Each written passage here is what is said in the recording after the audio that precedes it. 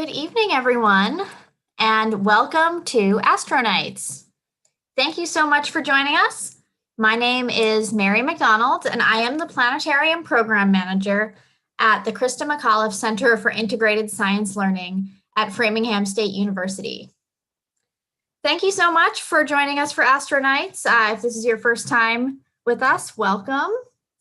And for those of you that have been joining us regularly, thank you so much, and it's great to see you again. So during the program today, you may find that you have some questions.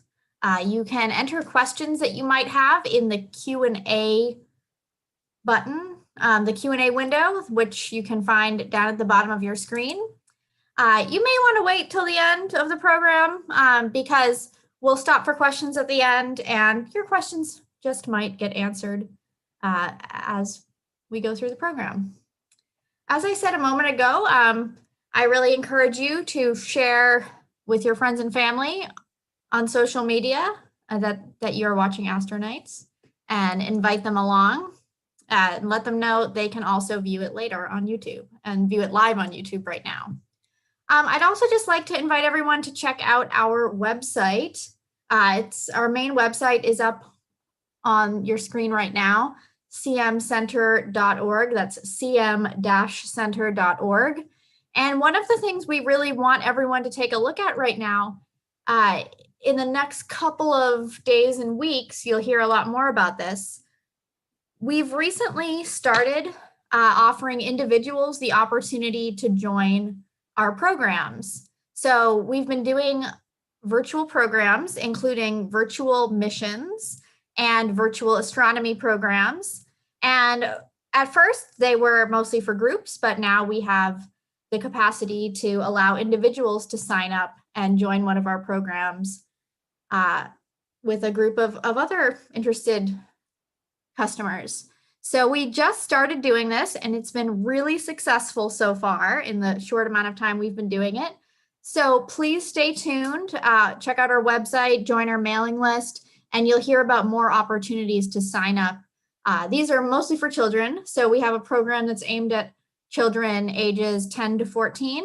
And we're also offering a program for children around 1st through 3rd grade.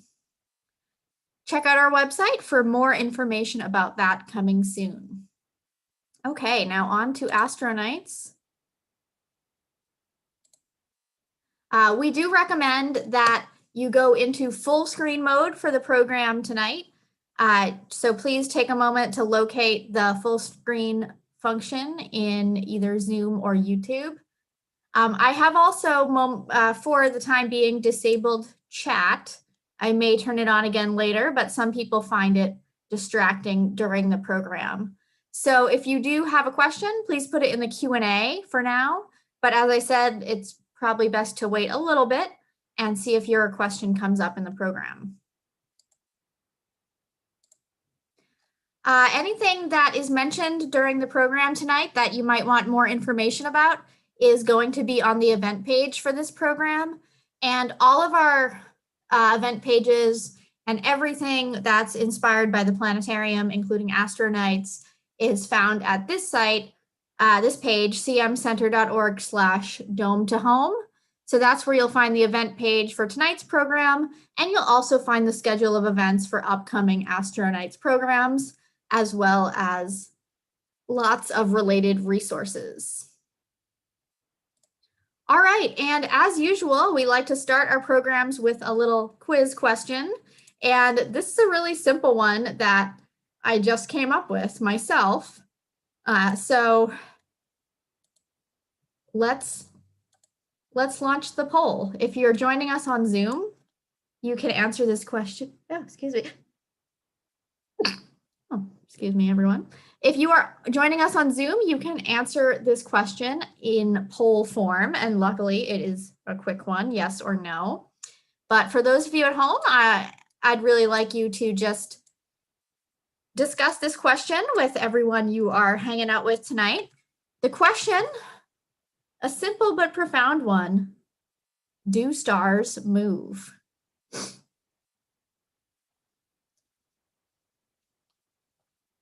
And let's give everyone 10 more seconds to answer this question.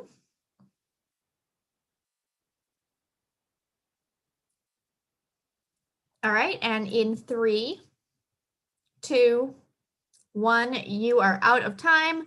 Please put in your answer, and I believe you have to hit submit down at the bottom. All right, so let's see how the audience answered. Do stars, such as the sun, oh, I forgot to write that on the PowerPoint slide. Do stars like the sun move? And let's see what the audience said. Oh, pretty close. Not quite 50-50, but we have 60% saying yes, 40% saying no. So unsurprisingly, if you are familiar with AstroNights, I'm not going to tell you the answer right now, but hopefully you will figure it out during the program. All right, so now let's take a look at our night sky. I'm going to switch over to that in just a moment.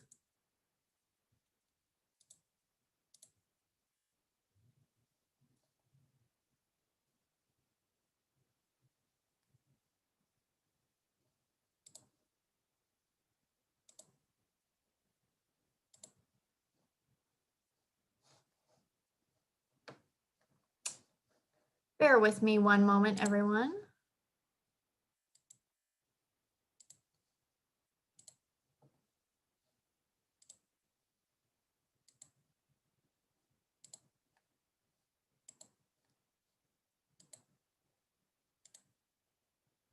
All right, so here we have the night sky that you saw already earlier today at about 5 p.m. So while the sun was still out.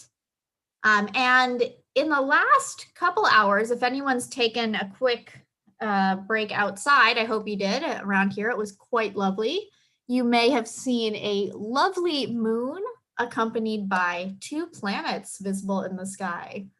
And you can see them in this view right now, but we'll see them a little bit better as the sun goes down. So let's let that sun set, and I can put up the clock so we see what time it is. Let's let that sun set, and remember, we just asked the question, do stars like the sun move? Well, it certainly appears that they do. But I'd like to think that this particular question was settled, even though it took a really long time to settle it. It was this whole big thing for hundreds of years. Does the sun move? And if you look at the stars right now, you will see that they appear to be moving as well. But we did figure out in this case that that motion that you're seeing, the motion that causes the sun to appear to set and then rise again, and also the stars and the moon and the planets appear to move across the sky during the night, that is not, in fact, the motion of those objects. That is the motion of the Earth. So that means that the people who said no were correct, right? No, unfortunately not. There's more to it than that. So we'll get to it. We'll get to the real answer later. But that motion that you just saw with the sunset is not due to the motion of the sun, but to the motion of the Earth. Now, in the meanwhile, I'm going to turn off my video for now.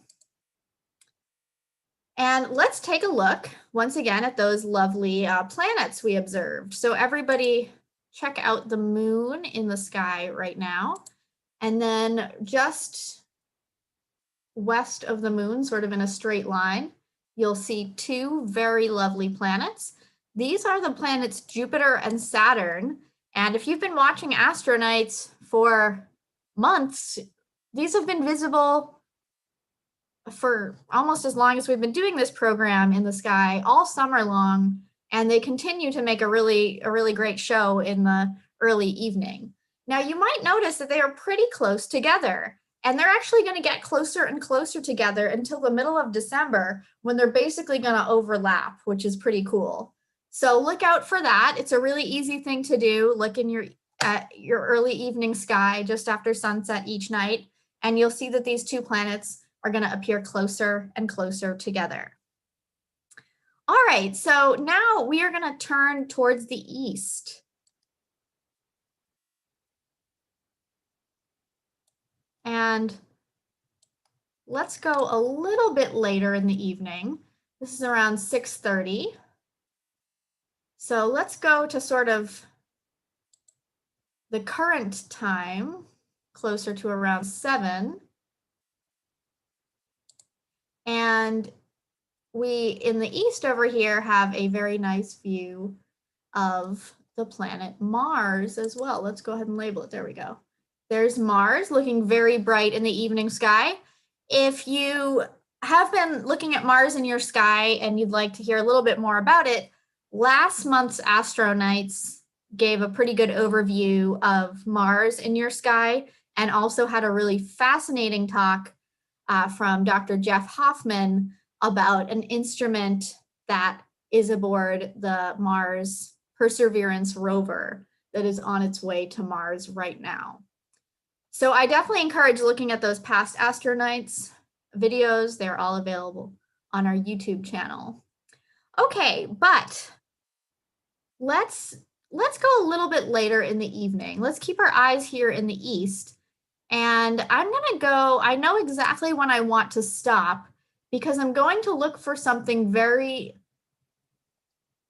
significant in the east. I'm gonna wait for something special to come up in the east, and that's how I'm gonna know when to stop. And again, we're seeing this motion, the motion of the stars rising in the east and setting in the west, just like the sun does.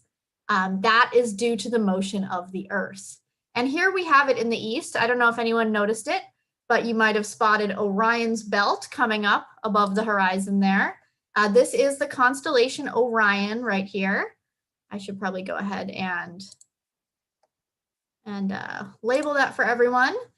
Very well-known constellation of the winter sky. Next month, we'll take a closer look at Orion. You have to wait until around 9 for it to come up, but I was just waiting for Orion in order to let me know when it was around 9 o'clock. And so Orion is the hunter. He has the famous belt and then the sword here. So actually, if everyone takes a look at the sword, let's keep our eye on the sort of the middle star of the sword. We're actually going to take a closer look at that region very quickly. This is one of the most famous deep sky objects that you can observe with a telescope. And let's do it. Let's get a closer look.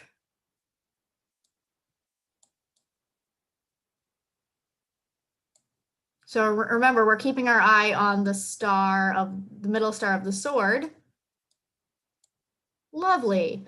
So what we've found here is known as the Orion Nebula. And this is a star-forming nebula. So this is a place where stars are being born. And I think we can probably make this a little brighter. There we go. Very nice. So you see all this gas and dust that's being lit up by the stars. That's the material that the stars are forming out of. Once again, known as a star-forming nebula. And this one is called the Orion Nebula. We could probably do a whole program. I know we could do a whole program on star formation and those beautiful objects. All right, now there's a reason why I wanted to point that out to you, and we'll come back to it later, but this is not the star of our show tonight. I want you to look above Orion, and I want you to look, so if you keep looking above the eastern horizon, higher and higher in the sky, the next constellation that we come across is Taurus. So look out for this little V shape here. And then continuing along, we come across this little group of stars. And this is indeed the star of our show. It's more than one star, but it is not a constellation. It is something different. This is known as the Pleiades. Oh, that's hard to read. Well, good luck with that. But the Pleiades is what we are going to talk about today. You were probably unable to read that, but it's okay because it's really hard to spell anyway. I keep getting it wrong. It's obviously a group of stars, but it's a little different than constellations like Orion and Taurus. So I think that the first thing we should probably do is just zoom in and get a closer look at this group of stars.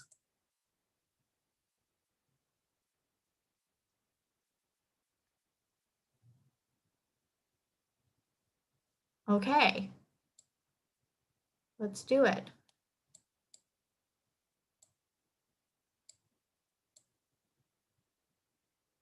Beautiful. Here it is, M45, also known as the Pleiades. So I guess I should go ahead and tell you that this is not a constellation. A constellation is just a pattern of stars that appear close together in the sky. This is a group of stars that actually are close together. They don't just appear that way. They truly are close together. They are a star cluster. And the reason why they are together is because they formed together. They all formed from the same star-forming nebula, which probably was very similar to the Orion Nebula. So that's why I wanted to show you that first. I wanted to show you how stars form in these big clouds of gas and dust, and they don't form just single stars. Most often, stars form in groups and clusters. And this is the most famous example of this type of cluster. Very beautiful, very easy to spot in the sky. It's also placed in a particular location in our sky where it is visible in many, many places around the world. And that's why it has so many nicknames in different languages and cultures. So the Pleiades is the name from Greek mythology, where they were also known as the Seven Sisters, because the Pleiades were the 7 daughters of Pleione and Atlas. So you probably remember hearing about Atlas, who held up the Earth. So allegedly, according to the myth, had 7 daughters. Now, it's a little funny that they called it the Seven Sisters, and each one of the stars is named after one of the 7 sisters. But most people can only see 6 stars from Earth. So it's a little funny, but in reality, there are way more than 6 or 7 stars here. There are over 1,000 stars in this cluster, but most of them are going to be too faint to be seen. So let's see, do we have 7 there? 1, 2, 3, 4, 5, 6, 7. Yes, and then these 2 stars over here are known as Atlas and Pleione, the parents. Okay. So that's one mythological name. In Hawaiian culture, this cluster is known as Makali'i. And it has a lot of significance in that culture because the first appearance of the Pleiades in the eastern sky at sunset marks the beginning of the new year in traditional Hawaiian culture and calendar keeping. And interestingly enough, you might have noticed that it was just coming up in the east around sunset. So traditionally, this was the time of year that marked the beginning of the new year in the traditional Hawaiian calendar. And this season, the start of the new year and the start of the new season, is known as Makahiki. And I guess Makahiki is still recognized in Hawaii as sort of a celebration of cultural traditions, but it doesn't necessarily follow the Pleiades as a starting time anymore. Finally, last but not least, the Japanese name for this pattern of stars is Subaru. And if any of you drive a Subaru, next time you get in the car, take a closer look at the logo for that car company, and you will see that it is exactly what you see here, a group of very bright stars. And count for yourself whether the logo has 6 or 7. But as I just said to all of you, there are way more than 6 or 7 stars here. There are thousands, and when a group of stars form from a cluster, to form a cluster from a nebula, the majority of them are going to be really small, dim stars that we can't see. So only these big, big, bright ones are going to be visible to us. I also want to mention the blue fuzzy stuff. Think about what you think that might be. What is the blue fuzzy stuff? And what could be the explanation of that? Well, if you're thinking to yourself, this is leftover gas from the star-forming nebula, that is a really good guess. And that is what people thought for a long time. But it's now thought that it's not leftover gas, that all the gas has pretty much been used up. And this particular group of stars just happens to be moving through a cloud of other interstellar gas. So all the stars are formed, but they just happen to have moved through a place in space where there's some gas that they can illuminate. And so now we kind of return to our question, do stars move? This should kind of indicate to you that the answer may be yes, that they do move. Okay, so let's go back to our night sky view. And I want to talk a little bit more about star clusters. I told you that this group of stars is different from the constellations. Oh, it's a little bit too close. It's different from the constellations because we know for a fact that the stars of the Pleiades are actually close together. And how do we know that? Well, there are a lot of ways we know that. There are different ways we can study these stars to figure out what's going on with them. But one of them is something really interesting. And I'm really glad to have you all here tonight because this is something that I don't get a chance to talk about a lot. It's not a very well-known concept among the public, but I think we can handle it. Let's see. The concept is something called proper motion. So we're getting to the answer to our question, do stars move? Yes, stars do absolutely move. And we can track the motion of stars over long periods of time and see that they do appear to move. Now remember, we saw the motion through the sky from sunset to sunrise. So that's the 24-hour motion. But what we're talking about is if we look at the Pleiades on November 20th at 9:15 p.m., year after year after year, do they appear in the same place? So if not, then that means they moved a little bit. So that's what proper motion is. And the proper motion of many, many stars has been tracked for many years.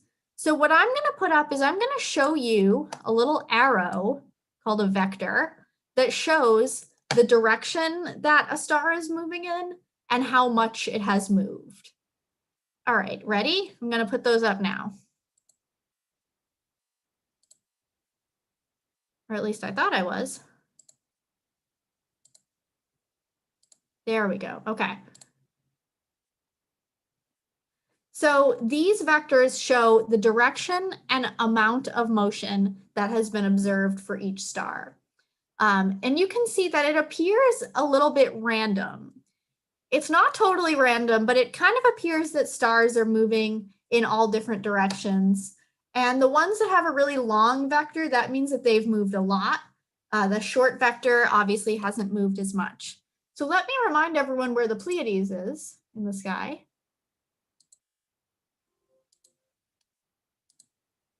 Right here. So if you look at this group of stars, they don't appear to all be moving in random directions. they all appear to be moving in the same direction and the same amount, which means they are moving together, which means they are together.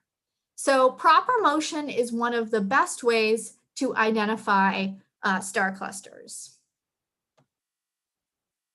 One more thing to say about proper motion is that proper motion is much easier to recognize for stars that are close to Earth. So the closer a star is to Earth, or to the sun, we might say, the more proper motion we're going to see. The Pleiades, turns out, are pretty close to Earth. Not super close, 444 light years away, which means that the light from the Pleiades takes 444 years to reach us. So that's kind of far, but it's closer than a lot of the others. And the closer something is, the easier it is for us to measure its proper motion, and also the easier it is for us to get a very precise distance. So we do actually have a very precise distance for the Pleiades. We know its distance to a very high degree of precision, and that is really important because once you know the distance to a star, that really allows you to know everything. If you can look at a star and figure out how bright it is, but also how far away it is, that really allows you to figure out a lot of other information about it. And so with this group of stars, the Pleiades, we have a group of stars, we know how far away they are. So that means that every other little difference between the stars is just due to true differences between them. So star clusters are great laboratories for studying stars. And once we really know what's going on with one star cluster and how far away it is, that allows us to compare it to other star clusters. And I happen to have a soft spot in my heart for star clusters because I did study them in college. So I have a little bit of an appreciation for how important they are to astronomy in general. They're not just sort of a fringe topic. A lot of what we know about basic properties of all stars wouldn't be possible without star clusters. All right, so this particular type of cluster, or the Pleiades is a type of cluster known as an open cluster. And I can show you, show you a map of the sky that show where all the open clusters are located. So I've highlighted in green the locations of known open clusters. And you might notice that they kind of follow a pattern. And that pattern is tracing out the Milky Way galaxy, or at least the disk of the Milky Way galaxy. So let's highlight that. Now, I don't always show the Milky Way because it's not very easy to see in the sky for most urban dwellers. But there it is right there, the disk of the Milky Way galaxy. So this is telling us that these open clusters, like the Pleiades, are mostly located in the disk of the galaxy. And there is another type of star cluster that I'm going to highlight now. All right, I just highlighted them. This other type is not that common. There's just like, here's one right here. Do we have any others visible?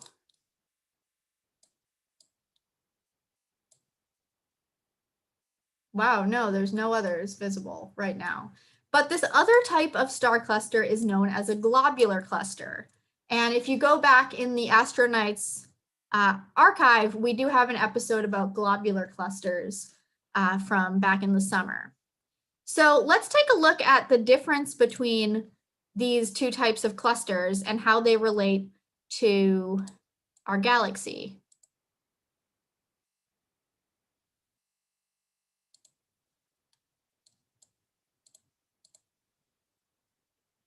So this is a little cartoon of our galaxy. We have the galactic disk here, and that's what we can see in the night sky. that's where we're finding, first of all, the sun, the majority of the stars, and this is definitely where we're finding open clusters like the Pleiades. The other type of star cluster that I pointed out just a moment ago are called globular clusters, and those are located outside of the disk in this region called the halo. Now, finally, bringing it all back together, we started today by asking, do stars move? And the answer is yes, they do move. And the reason that they move is the same reason that the Earth moves around the sun, because of gravity. So we have this big bulge of stars in the center of the galaxy, and all the stars in the disk move around it. So we have stars circling the disk, orbiting in the disk around the bulge, just like planets orbit around the sun. Now, it takes a really long time, but it does happen, and therefore the stars are moving. And that's the main reason we see these slow but steady and apparently random movements of the stars in our sky from year to year. All right, so that is going to do it for our program tonight. I encourage you all to go out and look at the Pleiades. You'll be able to see them a little bit earlier each night as we get into winter. And there's lots of other lovely sights in the night sky coming up. All right, so if we have questions, now would be a good time to bring those up. So everybody take a moment to locate the Q&A button down at the bottom of your screen. And that is where you can put your questions in.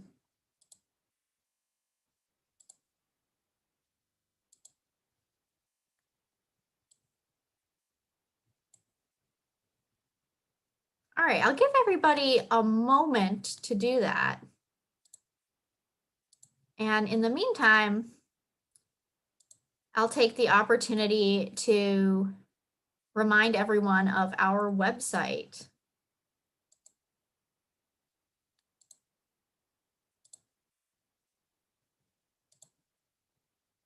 So our website is cm-center.org. And you can see that right here. We've got everything that you need up front on our front page, everything that may be of interest to you right now, including all of the planetarium-inspired content located here, from the dome to your home, our upcoming events. And also, I'd like to point out our virtual programs. So if you are a teacher, or you are a Scoutmaster, or you have an out-of-school time organization, or any kind of formal group, check this out. But as I mentioned, we are also opening these programs up for signups from individuals. And you will find the information there. It's mostly coming soon. We've done a couple programs for the public, and they've been really successful, but we've got a lot more coming soon, so check that out. And really quickly, if you go to From the Dome to Your Home, there's an AstroNights section, and that's where you can find all of the upcoming events. And here's tonight's event. So up there, you might find some resources and the YouTube recording later. All right, let me come back to the questions. And I'm looking at one of the questions. And I'm doing a little cheat sheet here, because someone asked me a question that I want to look back at.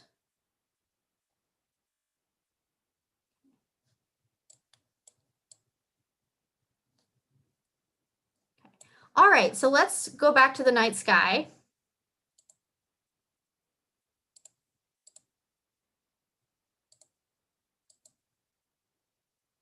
All right, so the question that I looked at and I needed to cheat was from Linda. When is the best time to look for a globular cluster?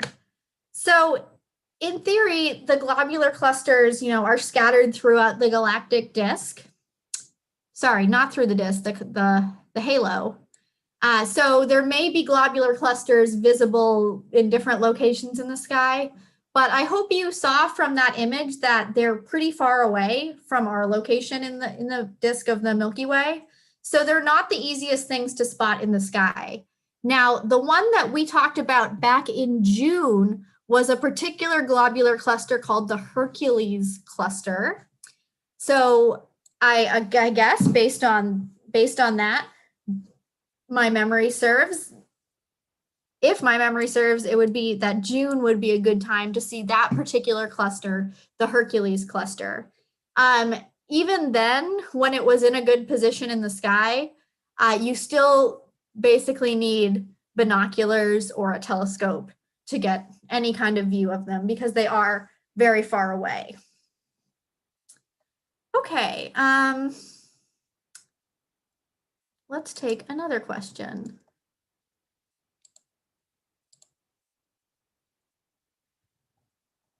Okay, let's see. Got a couple of here. So what equipment is needed to see the Orion Nebula and the illuminated gas in the Seven Sisters? Binoculars, small telescope, 3 inches or larger, question mark. So yeah, what kind of equipment is needed to see the Orion Nebula and the illuminated gas in the Seven Sisters? Telescope, I would say, for the Orion Nebula is pretty necessary. A lot of the telescopes that you might buy have around a 5-inch mirror diameter, and I would say that could do it for the Orion Nebula. The illuminated gas of the Pleiades, you might not be able to see with just your eyes very well. That may be a little bit of image processing that allows you to get that really vivid blue. And that is, image processing is always done to astronomical images. It doesn't mean that they're changing the image. It's not like Instagram models, you know, how they Photoshop themselves. It's that they're just sort of calibrating the colors to bring out certain colors and bring out more contrast. So you might not be able to see those with just your eyes. The real thing is that it's not so much what equipment you have, but how the sky is for you. So obviously weather is your first factor. You have to have a clear night, no skies, no clouds in the sky, no haze. And you also want to be pretty far away from lights. So if you're in an urban area, you're just never far away from lights. They're all around you, and they create this effect called light pollution. But even if you're not in an urban area, if you just happen to be very close to lights, such as street lights, local football field, something like that, that can affect your view. So find a nice dark place, clear night, and with just, you know, your basic telescope, you can get a good view of those objects. And then the thing is that if you have those great sky conditions, then binoculars might do it. But if you're in a more average area, it might be tough with binoculars. But I still recommend buying binoculars because they are useful for a lot of other things. Okay, question from 5-year-old Shepley. Why do stars form in clusters? Well, it's because of sort of how they form. Let's take a look, if we may, at the Orion Nebula again. Remember, the Orion Nebula is a star-forming nebula. So this is where stars are forming. So everyone take a look at your screen again. We're zooming in on the Orion Nebula. Let's go a little bit faster. There we go. Okay, so how do stars form? Where do they form? They form in these big clouds of gas. And you're going to find parts of the cloud of gas that are thicker than others. So kind of like your mashed potatoes, you know, you have the Thanksgiving holiday coming up. You have a big mound of mashed potatoes and you get areas that are lumpy. And that's exactly what happens here too. You have some areas that are thick and lumpy, and when they get thick and lumpy enough, those areas clump together even more and they start to collapse on themselves. And when they collapse enough, a star can actually form. And that is not true in mashed potatoes, only in star-forming nebulas. Now, in this nebula, it's a big nebula, so there's lots and lots of places where there's clumps that are collapsing. It's probably pretty rare for there to be just one place where a star forms. You know, it's rare for there to be just one of anything in the universe. There's usually going to be more than one. All right, so I hope that answers your question, Shepley. Okay. Going along. Any other questions here? So, are the clusters blue from Kristen? So we looked at the Pleiades earlier. Let me see if we can really quickly go to the Pleiades. Ooh, that's there we go. There's the Pleiades. Sorry if I just made anyone dizzy. Are the clusters blue? So let's think about what is the cluster. The cluster is the group of stars. And some of those stars are blue. Well, if you look at the stars, most of them appear white, right? So the majority of stars are white because they're actually all the colors. So stars are producing all the colors of light, red, yellow, green, blue, all of it at once. And to our eyes, that looks blue. But some of them produce more red light, so they look reddish. Some of them produce more blue light, so they look bluish. And these particular stars, the seven sisters, if you will, are the type of stars that are the biggest, brightest stars that exist. And those stars happen to be a little bit bluish. So yes, the seven stars that you're seeing, the brightest ones, are bluish in color. And so when they encountered this random cloud of gas, they lit up that cloud of gas and they lit it up with this bluish color. But no, the cluster itself, you wouldn't really say it is blue, but there is a lot of blue light being produced by those stars. Okay. I'll go to this last question I want to answer tonight from Haley. It's a little bit of a tougher one, so I've been thinking about it.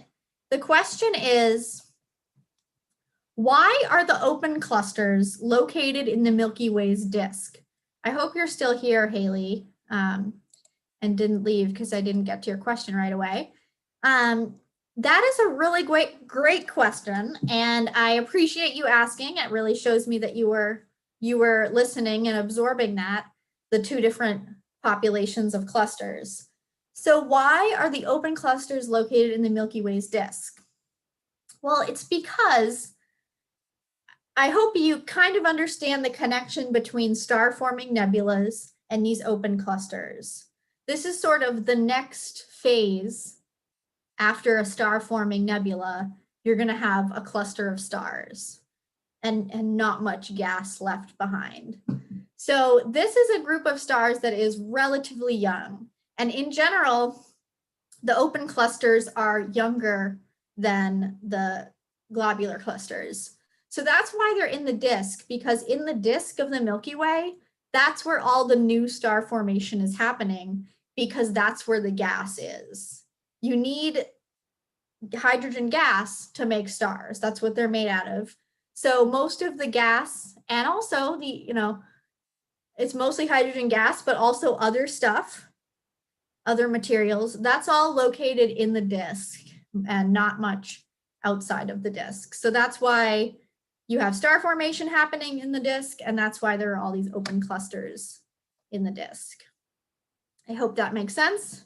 Great question from Haley.